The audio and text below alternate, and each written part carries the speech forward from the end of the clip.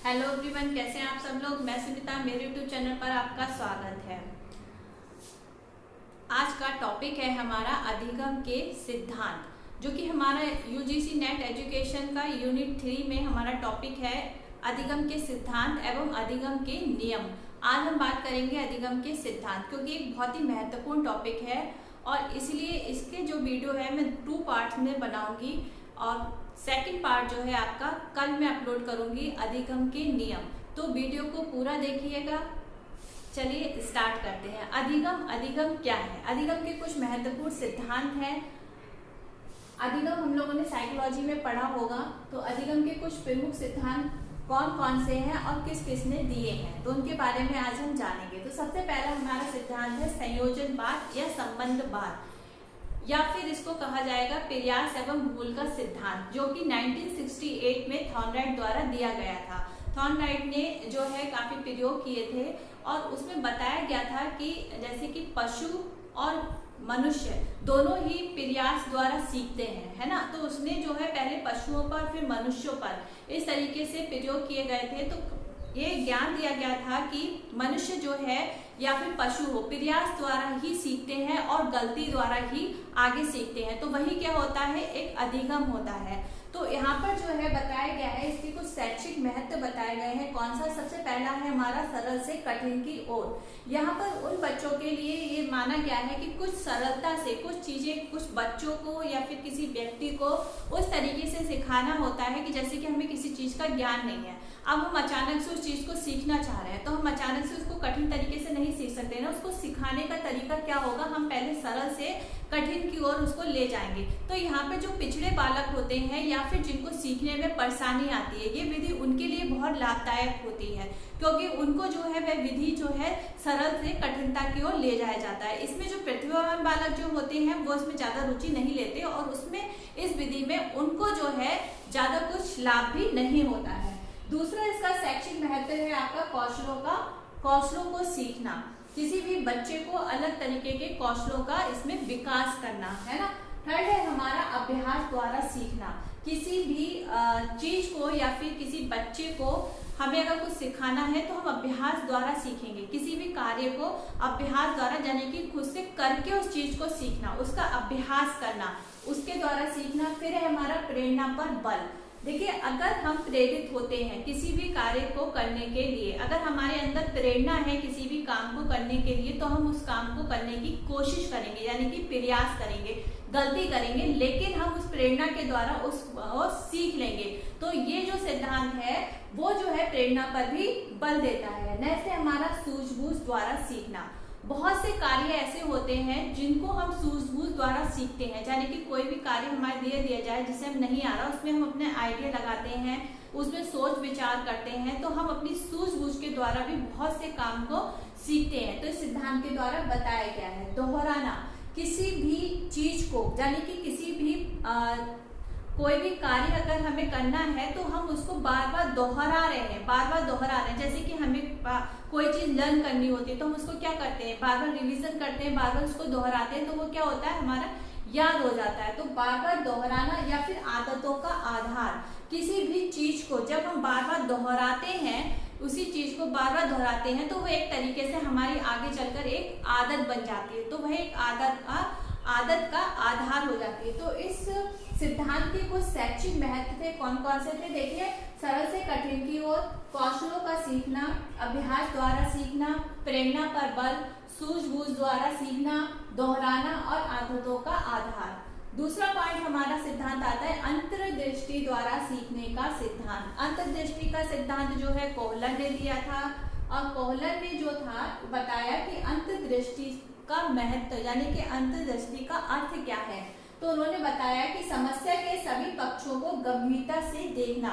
मान लीजिए हमारे सामने कोई समस्या आई और हमने उस समस्या हमसे सॉल्व नहीं हो रही है, तो हम क्या करेंगे, उस समस्या के हर पक्ष को बहुत गंभीरता से देखेंगे, उसको हम समझेंगे, है ना, अंदर ही अंदर, फिर हम उसका सोल्यूशन हमें निकल कर आएगा। तो कोहलर ने किस पे किया था? देखिए, चिंपैंजी पे किया था। और ये स्टोरी आपने सुनी ही होगी और पढ़ी भी होगी क्योंकि चिंपैंजी को उसमें पिंजरे में बंद कर दिया था और एक तो छड़ी वाला प्रयोग किया था उसने और एक बाहर का किया था, संदूक के पक्से वाला किया था। तो यहाँ पे जो था कॉलर ने बताया है अंतर्दृष्टि की समस्या के सभी पक्षों को। इसका महत्व क्या है? पाठ्यक्रम निर्माण में उपयोगिता, कि जो भी पाठ्यक्रम का निर्माण किया जाए वो अंतर्दृष्टि के द्वारा यानी कि सूझबूझ के द्वारा ही पाठ्यक्रम का निर्माण करना चाहिए। इसका शैक्षिक महत्व है कठिन विषयों में उपयोगी। तो अंतर्दृष्टि का जो सिद्धांत है वह कठिन विषयों में उपयोगी माना जाता है, जैसे कि विज्ञान है, गणित है। इसमें क्या होता है, देखिए इसमें हम अपनी सूझबूझ से ही सॉल्व करते हैं। विज्ञान है, अगर हम किसी चीज की खोज कर रहे हैं, हम कुछ सीख रहे हैं, तो वह हम अंतर्दृष्टि से यानी कि अपनी खुद की सूझबूझ से कर रहे हैं। मैथ के सवाल है, सॉल्व कर रहे हैं, तो वो भी हम अपनी सूझबूझ से कर रहे हैं, यानी कि अंतर्दृष्टि के सिद्धांत से कर रहे हैं, है ना।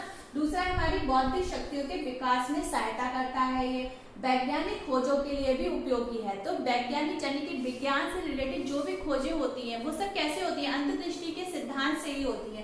तो ये सारे इसके शैक्षिक महत्व हैं। थर्ड है हमारा सिद्धांत संस्थापित अथवा परंपरागत अनुकूलित अनुक्रिया का सिद्धांत। ये जो है पावलव ने और वाटसन ने दिया था। पावलव ने किस पे दिया था? कुत्ते पे प्रयोग किया था, और वाटसन ने किस पे किया था? खरगोश पे किया था। तो यहाँ के इसके जो शैक्षिक महत्व है इसमें बताया गया है कि दंड पुरस्कार का सिद्धांत। इसमें बताया गया कि किसी भी कार्य को, जैसे कि बच्चे से कोई गलती हुई है तो उसको दंड, या फिर उसने कोई अच्छा कार्य किया है तो उसको पुरस्कार। तो यहाँ पे दंड और पुरस्कार दोनों का सिद्धांत दिया गया है, क्योंकि इससे भी बच्चा सीखता है। अगर उसको पनिशमेंट किया जाता है किसी चीज के लिए तो वो अगली शिक्षा ले रहा है कि उसको वो कार्य दोबारा नहीं करना, या फिर वह पुरस्कृत किया जा रहा है तो उसको ये अंदर से प्रेरणा मिलती है कि वह कार्य अच्छा है और उसे आगे से करना है। तो यहाँ पे जो है दंड पुरस्कार का सिद्धांत समायोजन में सहायक। तो ये जो परंपरागत अनुकूलित अनुक्रिया का सिद्धांत है वो किसी भी परिस्थिति में किसी भी कार्य को करने में समायोजन में सहायक होता है। भाषा के प्रशिक्षण में भी सहायक होता है। भ्रम को दूर करना, भय, प्रेम, घृणा को जागृत करना, यानी कि इस सिद्धांत के द्वारा हम किसी भी व्यक्ति में भय को, प्रेम को, घृणा को जागृत कर सकते हैं। जैसे कि मान लीजिए कोई व्यक्ति है और वह खाने की टेबल पे बैठा हुआ है, अब उसको खाना चाहिए, तो वह क्या कह रहा है? खाने से पहले वह कह रहा है कि प्लीज मुझे भोजन दो। तो जब वह बार बार प्लीज बोल रहा है फिर उसको खाना मिल रहा है कहने के बाद, लेकिन जब वह प्लीज नहीं बोल रहा है तो उसको खाना नहीं मिल रहा। तो एक अनुक्रिया यानी कि अनुक्रिया किससे जुड़ गई? प्लीज से जुड़ गई। अगर वह प्लीज बोल रहा है तो उसको खाना मिल रहा है। इसी तरीके से जब पावलव ने कुत्ते पे किया था तो कुत्ते को भोजन कब मिलता था? कुत्ते को भोजन तब मिलता था जब घंटी बजती थी और कुत्ते की लार आने लगती थी। जब हमने स्टोरीज की पढ़ी थी, मैंने पहले के वीडियो में सीटेट के जो वीडियो बनाए हैं उसमें ये वीडियो पढ़ा हुआ है अधिगम का, उसमें और डिटेल से मैंने बताया है, आप जाके उस पर देख सकते हैं प्लेलिस्ट में।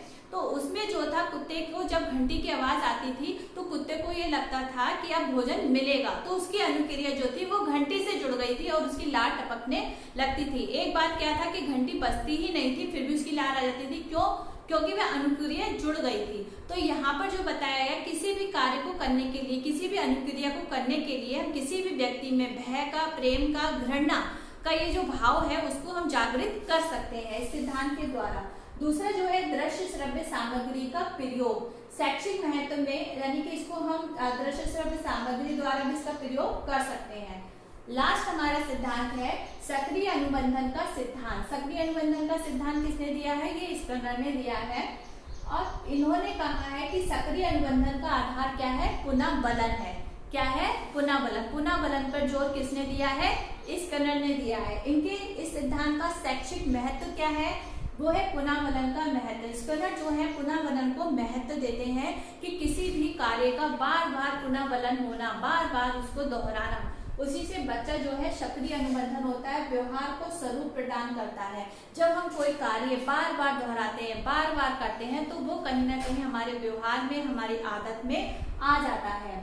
निदानात्मक शिक्षण में होता है, परिणाम की जानकारी होती है इससे, छोटे पदों में विभाजन, संतुष्टि, अभिक्रिमित, अधिगम।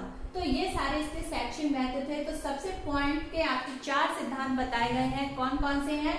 संयोजनवाद या संबंधवाद, इसको जो है देखिए संयोजनवाद सिद्धांत भी कहते हैं, संबंधवाद सिद्धांत भी कहते हैं, या फिर प्रयास एवं भूल का सिद्धांत भी कहते हैं। ठीक है, अब ये तीनों ही सिद्धांत एक है, एक ही राइटर के हैं, थॉर्नडाइक के हैं। दूसरा है हमारा अंतर्दृष्टि द्वारा सीखने का सिद्धांत, ये कोहलर का है। थर्ड है हमारा संस्थापित अथवा परंपरागत अनुकूलित अनुक्रिया का सिद्धांत, ये पावलोव एवं वाटसन का है। ये है फोर्थ हमारा सक्रिय अनुबंधन का सिद्धांत, ये है हमारा स्किनर का। और ये थे इनके सारे शैक्षिक महत्व। तो ये है इम्पोर्टेंट आज का अधिगम के सिद्धांत। कल हम बात करेंगे अधिगम के कुछ महत्वपूर्ण नियम।